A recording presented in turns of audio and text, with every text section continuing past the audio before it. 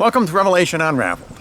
I'm your host, William Tapley, also known as the third eagle of the apocalypse and the co-prophet of these end times. This Sunday, I believe, is called Reformation Sunday in the Protestant denominations. And on Halloween, a couple of days from now, they will be celebrating the 500th anniversary of Martin Luther posting his famous 95 Theses on the doors of Wittenberg Cathedral, and that marked the beginning of the breakup of Christianity, which is also symbolized by the white horse of apostasy in the book of Revelation. And on this program, I want to talk about two stars that fall in the book of Revelation, and that would be Martin Luther and Pope Francis. Martin Luther is a precursor of the false prophet, and of course Pope Francis, he is the false prophet. And these are my opinions. I don't have proof yet. I think it will become obvious as we go along. So first, let me read in the book of Revelation where we find Martin Luther. And this is in chapter 9, verse number 1. And the fifth angel sounded, and I saw a star fall. Now, in the book of Revelation, John refers to the clergy, the Catholic clergy, as stars. And so this star that falls refers to a Catholic priest who fell, and that would be Martin Luther. He fell from heaven unto the earth, and to him was given the key of the bottomless pit. Now, who gave him this key?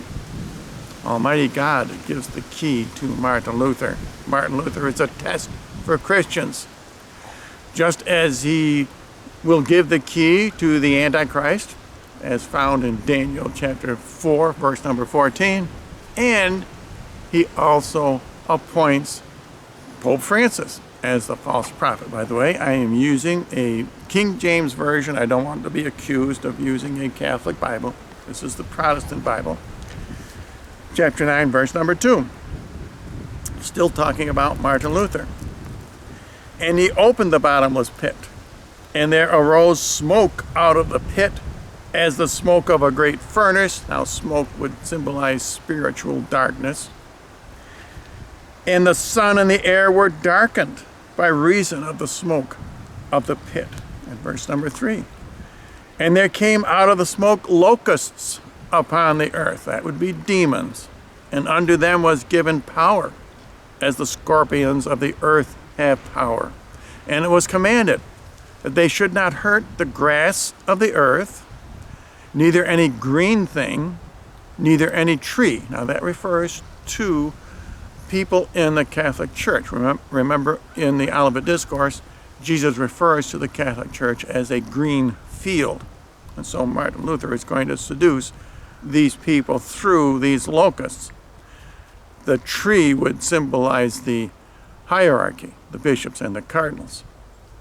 Neither any tree, but only those men which have not the seal of God in their foreheads. In verse number 5. And to them it was given that they should not kill them, but that they should be tormented 5 months. Now, 5 months is symbolic. It symbolizes 5 centuries. And since Martin Luther posted his 95 Theses 500 years ago on Halloween of 1517, those 500 years are almost up. The 5th-century plague of locusts is finished. And their torment was as the torment of a scorpion when it striketh a man. In verse number 12, one woe is past, that's the white horse of apostasy, and behold, there come 2 woes more hereafter. And one of those woes is nuclear warfare. So now let's look and see where Pope Francis is found in the book of Revelation. And this would be chapter 13, verse number 16, talking about the false prophet, the beast that comes up out of the earth. And he causeth all, both small and great, rich and poor, free and bond, to receive a mark in their right hand or in their foreheads. This has not yet happened. Pope Francis has come up out of the earth. but he has not yet caused everyone to take the mark of the beast. That is in the very near future. Verse number 17, that no man might buy or sell, save he that has the mark, or the name of the beast, or the number of his name. And since Pope Francis is a little higher up the chain of command than Martin Luther, we also see him described in the book of Revelation, in chapter 8, verse number 10. And the third angel sounded, and there fell a great star. So Pope Francis is described as a great star. Martin Luther was described merely as a star. So this indicates a higher ranking star. In other words, Pope Francis fell from heaven, burning as it were a lamp, and it fell upon the third part of the rivers and upon the fountains of waters. In other words, Pope Francis is only going to seduce 1/3 of the Catholics. And the name of the star is called Wormwood. Wormwood is not something that has to do with Chernobyl or a real star or meteorite falling from the sky. This refers to Pope Francis. He is the star. Star is the term John uses for clergymen. And the third part of the waters became wormwood. That's the good news. Pope Francis is only going to seduce 1/3 of the Catholics. And many men died of the waters because they were made bitter. So now let's see where wormwood, that is Pope Francis, is found in Jeremiah 23. Verse number 15. Therefore thus saith the Lord of hosts concerning the prophets. Prophet is Jeremiah's code word for Protestant, the same as in Isaiah and Micah, and here in Jeremiah, and in the book of Revelation. And he is going to, that is Wormwood, is going to preach to the false Protestants, and they will accept him. Behold, I will feed them, the prophets, the Protestants, with wormwood. Here God is telling us that he is appointing the false prophet. He has appointed Pope Francis, just as he will appoint the Antichrist, and I'm sure he also appointed Martin Luther. I will feed them with wormwood and make them drink the water of gall. So it's really not surprising that Pope Francis and Martin Luther are both stars that fall in the book of Revelation. Luther is a precursor of the false prophet. And it's not surprising that Pope Francis has an affinity with Martin Luther. And I want to read now. This is from the Filial Correction. This is the 62 Bibles, Catholic Bible scholars, published the Filial Correction on September 23rd, the date of the great sign. And here's what they have to say about the relationship between Pope Francis and Martin Luther.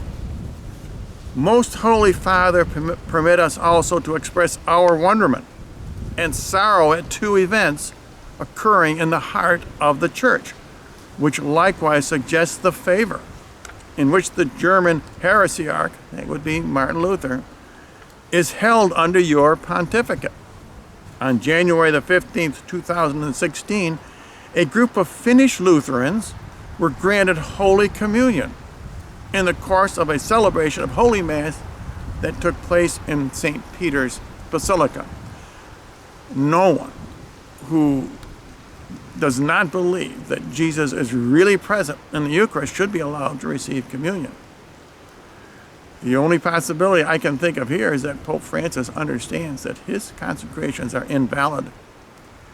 His intention is flawed, and he is causing invalid consecrations in Germany and in Malta, but not yet in Poland or Portugal. I believe every bishop is going to have to make a decision. Will they follow the false prophet, Pope Francis, and their consecrations will be invalid? But as I say, 2/3 will not. So that's the good news. And this filial correction continues.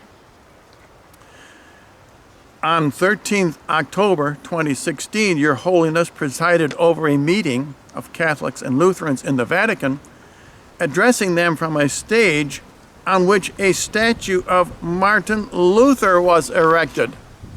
Wow, can you believe that? A statue of Martin Luther? I didn't think Protestants allowed statues.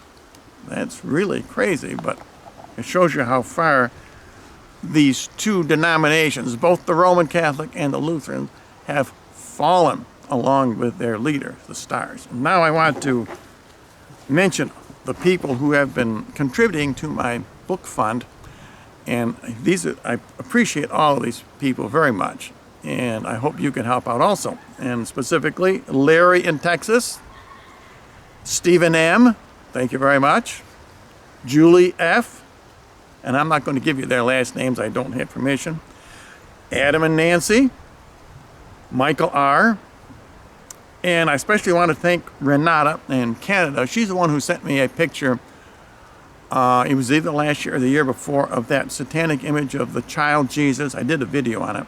So thanks again, Renata. And I especially want to thank Charlene. She gave me a very generous donation. And she sent me 2 books. So these are beautiful books. Thank you so much, Charlene. And this one I'm especially interested in. The Father Speaks to His Children. And I had never heard of this visionary, Mother Eugenia. So I am very much looking forward to reading that, Charlene. And thanks again. And if any of you would like to help donate to my book fund, you can just click on the PayPal button on my YouTube channel or go to my ThirdEagleMedia.com website.